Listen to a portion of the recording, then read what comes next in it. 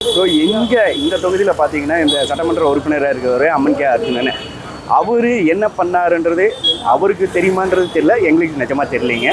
இது வரைக்கும் ஒரு நல்ல ஒரு நிகழ்ச்சியோ இல்லை நல்ல ஒரு திட்ட துவக்க விழா, அந்த மாதிரி பணி நிறைவு விழா அந்த மாதிரி அதிக அளவில் நடந்ததாக கூட நாங்கள் இங்கே பார்க்கப்படலை. ஸோ இதுக்கு காரணங்கள் பல இருக்கலாம். ஒன்று ஆளுங்கட்சி வேறு, இங்கே இருக்கிற எம்எல்ஏ வேறு, அந்த மாதிரி காரணங்கள் இருக்கலாம். ஆனால் பொதுவாக பார்த்தீங்கன்னா சட்டமன்ற உறுப்பினர் இங்கே ஒன்றும் செய்யலை அப்படின்றது நான் சொல்ல முடியும். அம்மன் அர்ஜுனன் அவரே நின்னாருன்னா அங்கே அதிமுக ஜெயிக்காது அப்படின்றது சொல்ல முடியும். அதிமுக சார்பிலேயே வேறு யாரையோ மாற்றி நின்னாலும் அவர்களுக்கு ஜெயிக்கிறதுக்கு வாய்ப்பு இருக்குது. இல்லை திமுக சார்பில் நல்ல ஒரு வேட்பாளர், அங்கே அறிமுகமான ஒரு வேட்பாளர், இந்த தொகுதியில் அறிமுகமான வேட்பாளரை நிப்பாட்டினா அவங்களும் ஜெயிக்கிறதுக்கு வாய்ப்பு இருக்குது. அந்த மாதிரி ஒன்றும் தெரியாதுங்களே. பேருக்கு தான் எம்எல்ஏ இருக்கிறாங்க, தொகுதிக்கு வந்ததே இல்லை. ஓட்டு வாங்கிதான் முடியும், அப்புறம் வரவே இல்லைங்க. சொல்ல முடியும், வர்றது விஜய் வரக்கு வாய்ப்பு இருக்குது. அதை எதிர்பார்க்குறாங்களா, புதுசு ஆள் வரனா இப்போ எதிர்பார்க்குறாங்க. அவர் ஒன்றும் பெருசாக ஒன்றும் பண்ணலைங்க தொகுதிக்கு. தொகுதியில் எம்எல்ஏ திருமதி வானதி சீனிவாசன் அவங்க எம்எல்ஏ வந்திருக்காங்க. இந்த ஏரியாவில் கொஞ்சம் இந்த பக்கத்தில் ஸ்கூலில் எந்த இது இல்லை, போர் போட்டு கொடுத்துருக்காங்க, ஸ்கூலுக்கு செவர் கட்டி கொடுத்துருக்காங்க, சத்துணவு கூடம் கட்டியிருக்காங்க.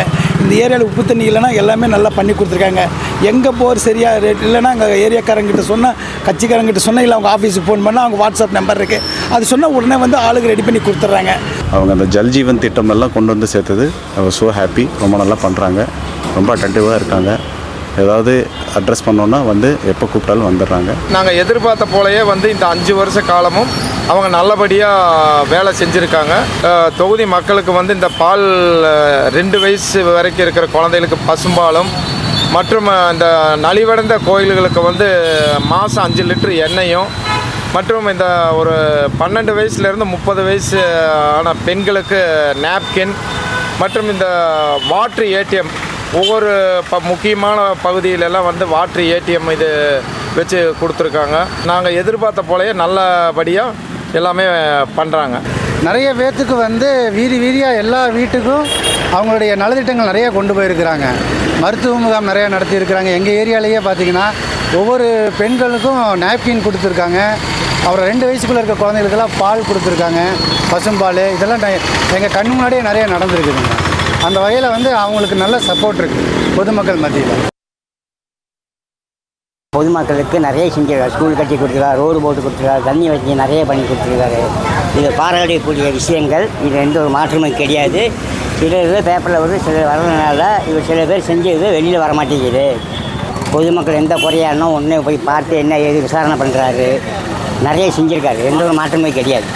அவர் சொல்கிற அளவுக்கெல்லாம் ஒன்றும் செய்யலைங்க, சொல்லிக்கிற அளவுக்கெல்லாம் ஒன்றும் செய்யலைங்க. இனிப்போ செய்கிறாரா என்னன்னு தெரியலைங்க. இனி வரப்போகிற இதில் பார்த்தா தான் தெரியுங்க. இந்த பக்கம் அதிகமாக வரதே இல்லைங்க. ஏதோ ஒரு கட்சி ஃபங்க்ஷனு அந்த மாதிரி எதாவது இருந்தால் வருவார் போவாருங்க. அதுக்கப்புறம் வேறு மற்ற மாதிரியெல்லாம் எதுக்கும் வரதில்லை. அவர் கொஞ்சம் கஷ்டம்தாங்க ஜெயிக்கிறது. ஏன்னா அந்தளவுக்கு இன்னும் செய்யலைங்க, பிடிக்கலைங்க. அவர் கடந்த 4 ஆண்டு கால திமுக ஆட்சியில் முதல்வர் பல்வேறு நலத்திட்டங்களை மக்களுக்கு அளித்துள்ளார். மக்களை தேடி மருத்துவம், இல்லம் தேடி கல்வி மற்றும் மகளிர் பேருந்து, இலவச பேருந்து மற்றும் மகளிர் உரிமை தொகை, எண்ணற்ற திட்டங்கள், உங்களுடன் ஸ்டாலின் போன்ற திட்டங்கள் நிறைவேற்றப்பட்டதால் மக்கள் மனமகிழ்ச்சியுடன் உள்ளனர். ஆகையால் வருகிற 2026 சட்டமன்ற தேர்தலில் திமுக மறுபடியும் வெல்லும், ஆட்சிக்கு கண்டிப்பாக வரும். 4.5 ஆண்டு கால சாதனையை திமுக ஆட்சி சாதனைப்படுத்தி வந்திருக்கிறது. இதனால் மக்களுக்கு உங்களுடன் ஸ்டாலின் திட்டம், மகளிருக்கு 1000 ரூபாய் திட்டம், ரேஷன் பொருட்கள், மருத்துவம், கல்வி திட்டம், இலவச பேருந்து, இது எல்லாமே சிறப்பாக பண்ணியிருக்கார். 2026 திமுக தான் ஆட்சியை பிடிக்கும். கடந்த 4.5 வருஷம் திமுக ஆட்சியில் மகளிருக்காக நிறைய திட்டங்கள் செஞ்சிருக்காங்க. சொல்லணும்னா மகளிர் பேருந்து, மகளிர் உரிமை தொகை, படிக்கிற பசங்களுக்கு காலை உணவு திட்டம், நான் முதல்வன், மக்களை தேடி மருத்துவம், இல்லம் தேடி கல்வி அப்படின்னு நிறைய திட்டங்கள் செஞ்சுட்டே இருக்காங்க. இந்த அனைத்து தரப்பு மக்களும் இந்த முதல்வரோட திட்டத்தினால நல்லாவே பயனடைஞ்சிருக்காங்க. இப்போ வரக்கூடிய 2026 தேர்தலையும் திமுக ஆட்சி தான். கடந்த 4.5 ஆண்டு காலங்களில் திமுகவினுடைய பல்வேறு வகையான திட்டங்கள் அறிவிக்கப்பட்டு ஒன்றும் கூட மக்களை போய் சேரவில்லை. வருகின்ற 2026 அதிமுகவுடைய கூட்டணி மாபெரும் வெற்றியை பெறும் என்பதை தெரிவித்துக் கொள்கிறோம். கடந்த 4.5 வருஷமாக முதல்வரின் ஆட்சி வந்து சிறப்பாக பண்ணிகிட்டு இருக்காருங்க. உதாரணம் சொல்லப்போனால் நான் முதல்வன் திட்டம், மக்களுடன் உங்களுடன் ஸ்டாலின், காலை உணவு குழந்தைகளுக்கான காலை உணவு திட்டம், மகளிருக்கான இலவச பேருந்து, இந்த மாதிரி வந்து மக்களுக்கு என்ன தேவையோ அதனை அறிஞ்சு செயல்பட்டு இருக்காருங்க. வரக்கூடிய சட்டமன்ற தேர்தலையும் அதிகப்படியான தொகுதிகளை பெற்று மீண்டும் வந்து ஸ்டாலின் அவர்கள் வந்து ஆட்சி அமைக்கணும்னு வேண்டுறோம். ஜெயராமன், வி ஜெயராமன் செயல்பாடுகள் இருக்குதுங்க, ஆனால் செயல்பாட்டுக்கு வர்றதில்லைங்க. தொகுதி பக்கம் எந்த தொகுதி பக்கம் அவர் ஜெயிச்ச பக்கம் வர்றதில்லை. அவர் வந்து முக்கியமான மீட்டிங்கில் கலந்துக்கிறாரு, மண்டபத்தில் கலந்துக்கிறாரு, பந்தல் கலந்துக்கிறாரு. இதுதான் அவருக்கு சேர்ந்த ஆளுங்க ஓட்டு போடுவாங்க, பொதுமக்கள் ஓட்டு போட மாட்டாங்க. பொள்ளாச்சிக்கு வந்து தொகுதி அடிப்படைகள் வேணும், ஏழை மக்கள் வந்து நல்லா பார்க்கணும், அதுதானுங்க முக்கியம். ஸ்டாலின் வந்து எல்லாம் செய்வார் அப்படின்னு சொல்லிட்டு ஒரு நம்பிக்கையில் இருக்கிறவங்க. பாதாள சாக்கடை கொண்டு வந்தது அவர் தான். குழந்தைங்க படிக்கிறதுக்கு ஸ்கூல் கட்டி கொடுத்துருக்காரு, காலேஜ் வந்தால் நல்லதுங்க. பாலம் கட்டி கொடுத்துருக்காரு பொள்ளாச்சி தொகுதியில். கண்டிப்பாக போடுவாங்க, அவர் மீண்டும் வரணும்னு நாங்கள் எல்லாருமே விரும்புகிறோம். அவர் இது வரைக்கும் தொகுதி பக்கமே வரவே இல்லைங்கண்ணா. நம்மளோட தொகுதி பொள்ளாச்சி தொகுதிங்க, ஆனால் இது வரைக்கும் அவர் வரவே இல்லைங்க. 4.5 வருஷம் ஆச்சுங்க அவர் ஜெயிச்சு, ஆனால் எந்த ஒரு மாற்றமுமே இல்லைங்கண்ணா. என்ன ஏது அப்படிங்கிறது எதுவுமே வந்து கண்டுக்கிறது இல்லைங்கண்ணா. போட மாட்டாங்க. நம்ம எப்பவுமே ஆளுங்கட்சிக்கு தான் போடுவோங்க. ஏன்னா அவரோட செயல்பாடுகள் வந்து ரொம்பவே குறைவாக இருக்குது, எதுவுமே இல்லாத இதாக தான் இருக்குதுங்க. ஆனால் நிறைய இளைஞர்கள் வந்து படிச்சுட்டு வேலை இல்லாமல் இருக்கிறாங்க. நம்மளுக்கு வேலை வாய்ப்பு வேணும், இன்னும் நிறைய வசதிகள் வேணுங்கண்ணா. நம்மளோட டிஎம்கே இவங்க வந்தாங்கன்னா நல்லா இருக்குங்கண்ணா. நம்ம தொகுதிக்கு எம்எல்ஏ வந்து டிஎம்கேலேருந்து வரணுங்க.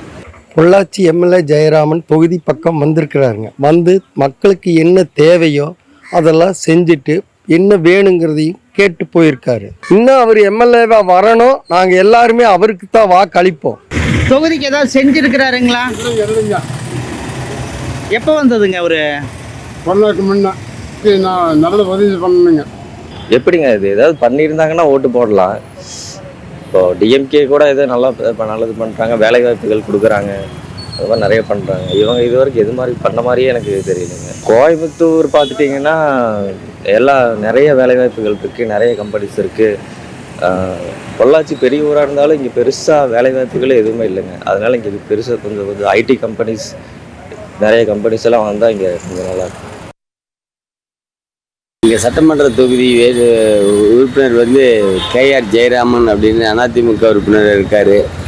அவர் 4 வருஷமாக ஆட்சியில் நல்லா மக்களுக்கெல்லாம் ரொம்ப சலுகையில் நல்லா பண்ணி கொடுத்துருக்காரு. பொதுமக்கள் எப்போவா இருந்தாலும் அவரை போய் சந்தித்தா எந்த குறையாக இருந்தாலும் நல்லா பண்ணி வைக்கிறாரு. கண்டிப்பாக அடுத்த டைமு அவர் வருவாருங்க. அந்த அளவுக்கு நல்ல மக்களுக்கு மக்களோட மக்களாக இருந்து நல்லா உதவி பண்ணுறாரு. எந்த நேரத்தில் பொதுமக்கள் போனாலும் சொந்த பிரச்சனையோ பொது பிரச்சனையோ நியாயமான உண்மையான கோரிக்கைகளுக்கு செவிச்சாச்சு அது மாதிரி சட்டமன்றத்திலையும் பேசுகிறாரு, நல்லா சிறப்பாக பண்ணி கொடுக்குறாரு. அடுத்த முறை அவர் வர்றதுக்கு கண்டிப்பாக வாய்க்கு கொடுத்துருக்குங்க. எங்கள் தொகுதி பார்த்தீங்கன்னா சிங்காநல்லூர் தொகுதி. 4 to 5 வருஷமாக இங்கே ஏடிஎம்கேல கேஆர் ஜெயராமன் சார் வந்து கண்டிப்பாக, ஏன்னா இவர் வந்து இளைஞர்களுக்கு தேவையான எல்லா வசதிகளும் செஞ்சு கொடுத்துருக்காங்க, மக்களுக்கு தேவையான அடிப்படை வசதிகள் எல்லாம் செஞ்சு கொடுத்துட்ருக்காங்க. இவர் வந்தால் நல்லாயிருக்கும். தொகுதி எம்எல்ஏ அண்ணன் வந்து எம்எல்ஏன்னு சொல்லலாம தவிர நம்ம கூட பிறந்த பிறப்பும் கூட அந்த மாதிரி இருக்க மாட்டாங்க. இவர் ஆட்டம் ரொம்ப எளிமையானவர்.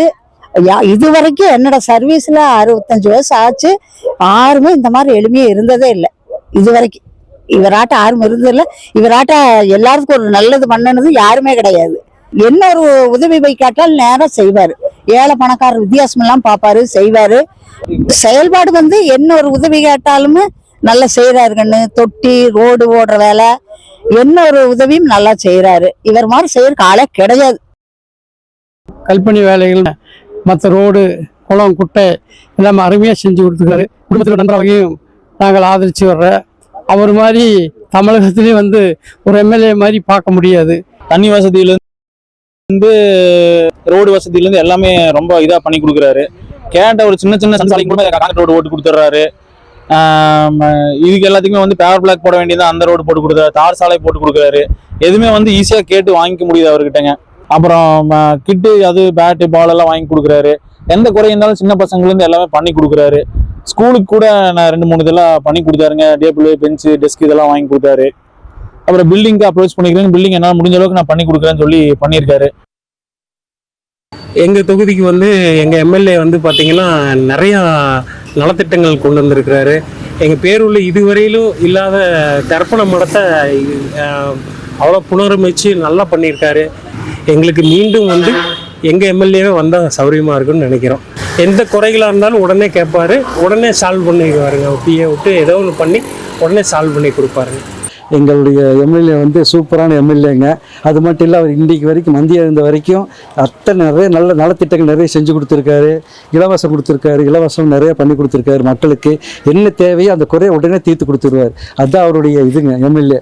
அதுதான், அதனால் அவர் மீண்டும் அவர் தான் வரணும், மக்களுக்கு சேவை செய்யணும். அதுதான் மக்களுடைய ஆசை. இங்கே வந்து பார்த்திங்கன்னா நம்ம முன்னாள் மினிஸ்டர் எஸ்பி வேலுமணி அவர் தான் எம்எல்ஏவாக இருக்கார். தொடர்ந்து எப்போ இருந்தாலும் அவர் தான் வருவார். ஏன்னா அந்த அளவுக்கு இங்கே செஞ்சு கொடுத்துருக்காரு. ரோடு வசதிகள் மக்களுக்கு வந்து பார்த்திங்கன்னா எல்லாம் என்ன எதுவுமே நிவாரணம் இது எல்லாமே காலேஜ் கட்டி கொடுத்துருக்காரு.